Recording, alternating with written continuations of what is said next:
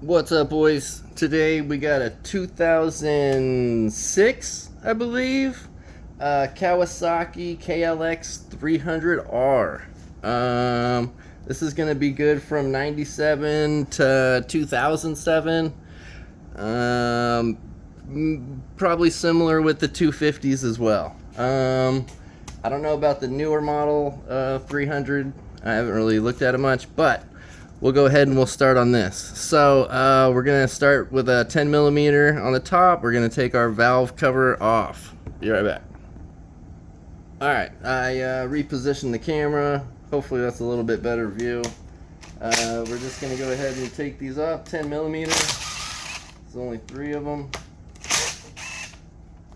You could leave them on. Sometimes you have to leave them on. There's our gasket. Looking pretty good so far on the top. There, looks very clean. OEM, it's good. Didn't expect it to not be. 1 second, let me grab a bin to start throwing this stuff in. Alright, next we're gonna go over here to our tensioner, and we're gonna take this top bolt off. It looks like it's probably a 14. Scratch that. It's a 12 millimeter. Go ahead and plop that bad boy on there. Try not to crush your fingers or anything.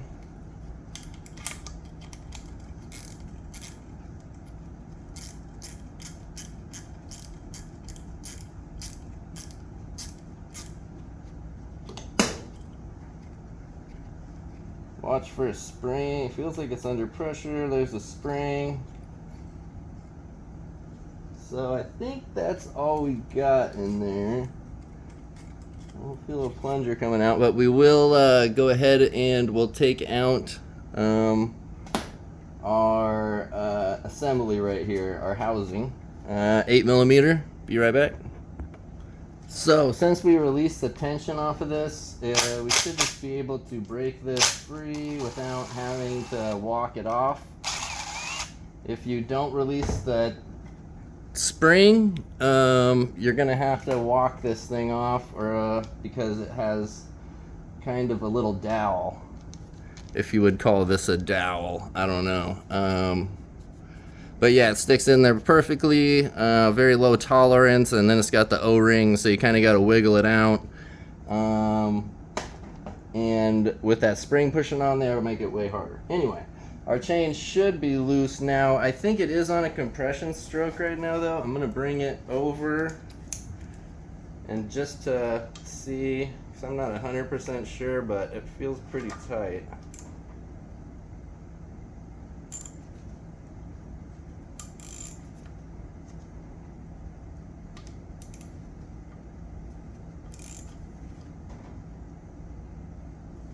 Ooh, that feels a little iffy almost. Okay. We'll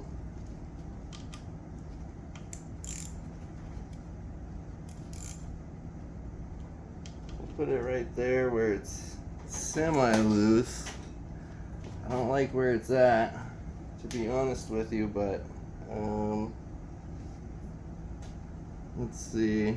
We're gonna open this up and give it a turn the natural way. Our chain tensioner shouldn't matter much right there. It's pretty tight. Be right back. Alright, so I'll put this back on for the next video. This is part 1 of probably a part 4 series. 14 millimeter. We're going to go ahead and stick it on the magneto bolt right here that's holding on our flywheel. We're going to be turning it clockwise. And there we are. I feel a lot better with that. That moves a lot freely. Now we're not going to mess anything up when we take these, when we take our cam tray. This is called a cam tray. We're going to take that off right now, 8 millimeters. I apologize. It's actually a 10 millimeter. And I recommend doing this by hand pretty slowly just to make sure you get it nice and even. You never want to risk it. You don't want to damage any of this top.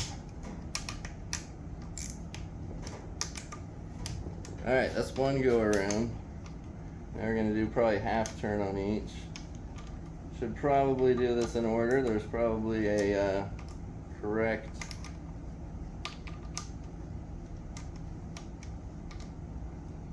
we'll start doing them crisscrossed here, huh?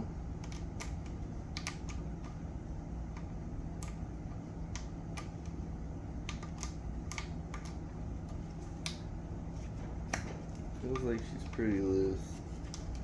Can't tell which bolt.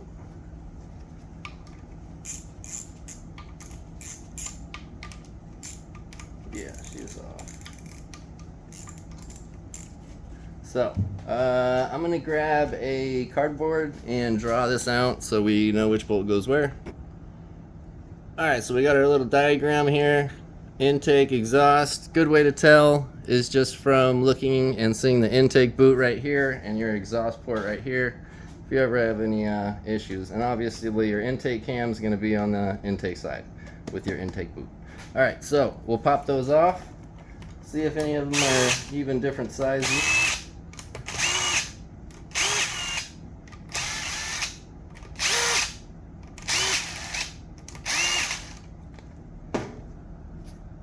So make sure we're in the correct orientation here.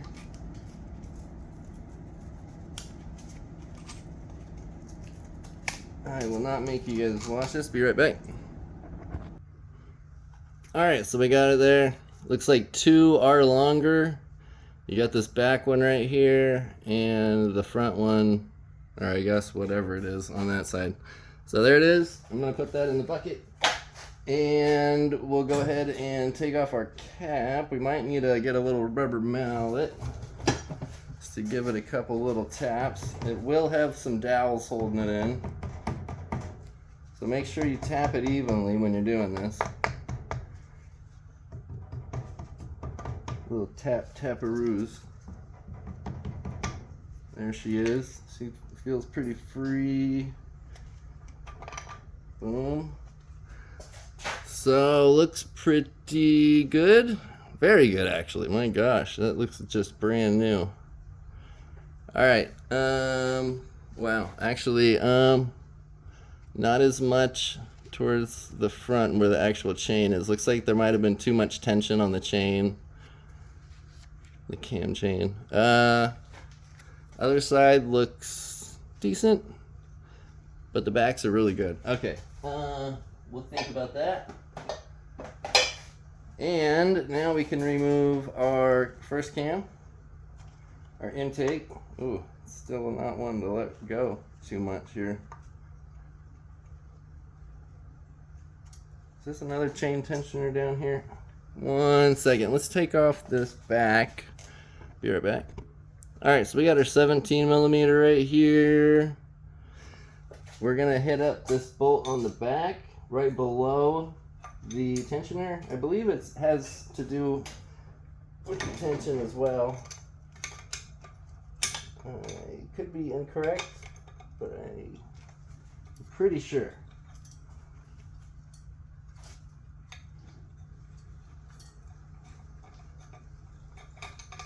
Definitely should have grabbed a socket for this.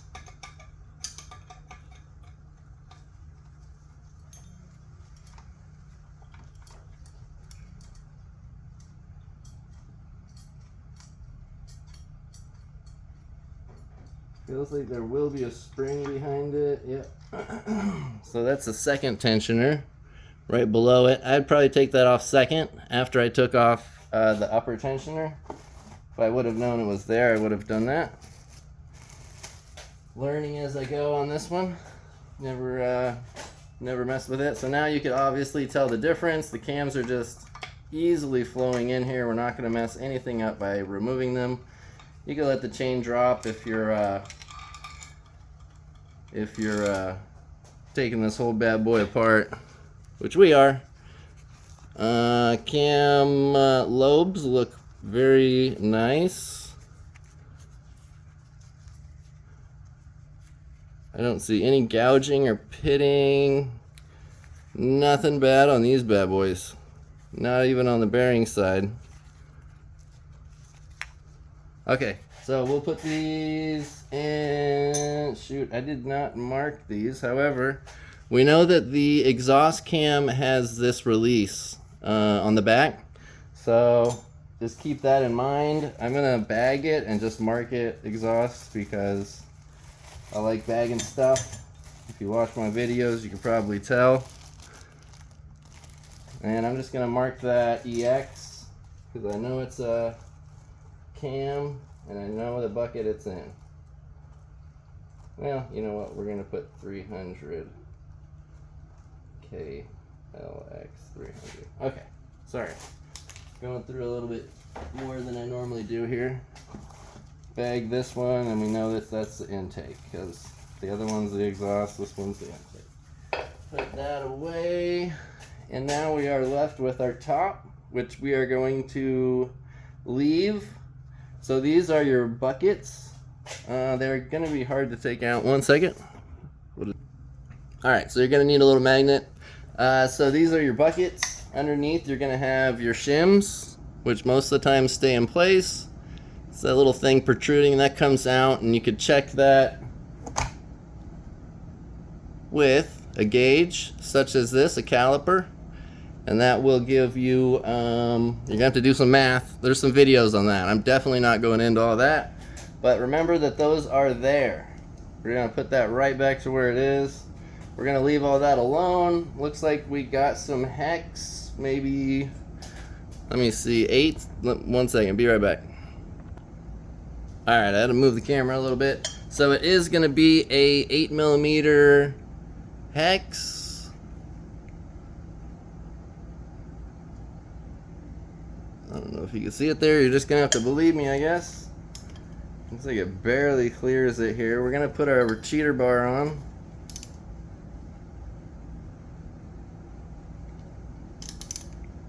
Feels like, yeah. Okay. We're going for it. Here we go. We're gonna just crack it a little bit. Move to the next. Oh man, it's gonna be hard on this table. Give her a little crack. Next, same thing. Watch out for your studs if you, or your dowels if you still got them in here. And make sure you're not rubbing against the case when you do this either. You don't want to damage your surface here. So that might be enough for me to do this by hand without the cheat bar now, but I'm gonna go just another round here with it. Ow.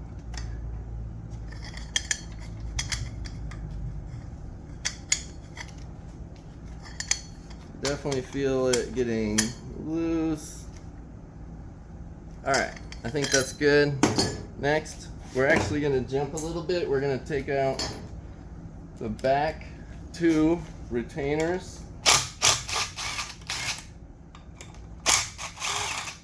These just make sure that your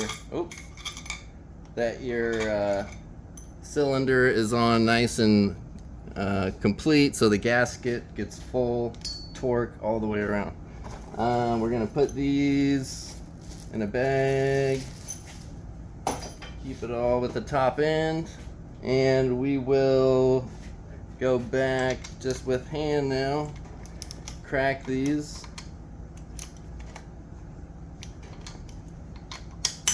Or without the cheater bar, I should say. We've been doing it by hand. You can feel the gasket just let loose. Make sure they're all about the same here. Alright. And if I'm removing, I don't mind using impact, but if I'm installing, I'm always going to be using hand. I don't think, well, let's see if any of these are different lengths right now. Do it slow so you don't damage anything. Alright. Let's make sure we got an okay view on it. There's a tiny one. So we got front, back, same size.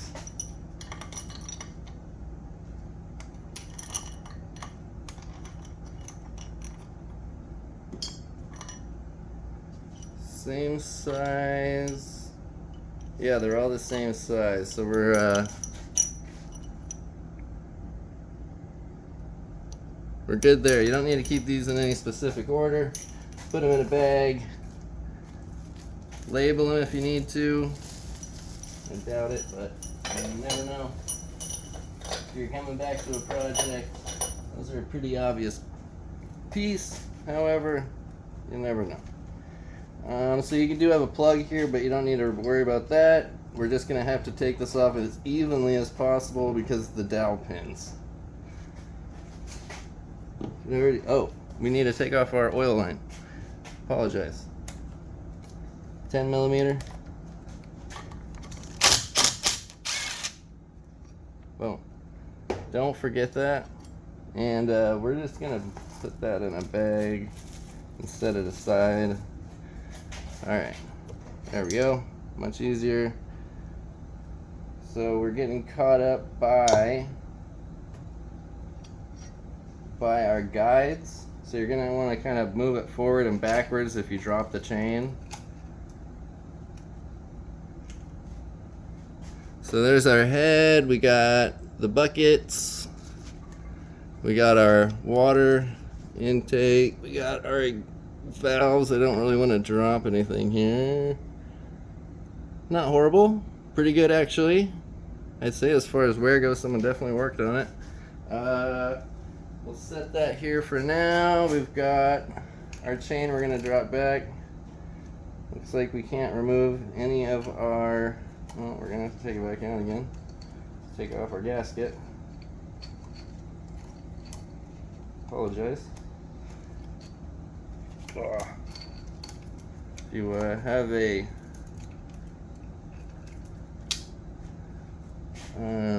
hook available, it's a lot easier right there. Okay, so now we can go ahead and take off our...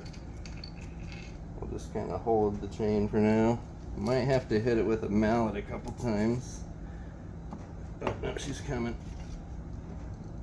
You want to make sure you take this off, your jug off evenly as well. And of course, because I dropped the chain, I guess it would be easier overall tying it. Let's see if we could reach a pick. There we go. Not the best one, but works. Pull that bad boy up. Whoa, try to make sure your piston stays even as you... Oh man, our chain. Let's just pull it in the way here.